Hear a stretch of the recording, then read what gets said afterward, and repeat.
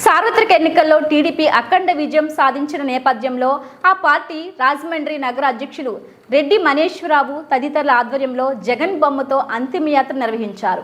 ఓ దిష్టి బొమ్మకు జగన్ చిత్రాన్ని అతికించి పాడిపై ఉంచి స్థానిక తిలక్ రోడ్లో ఊరేగించారు.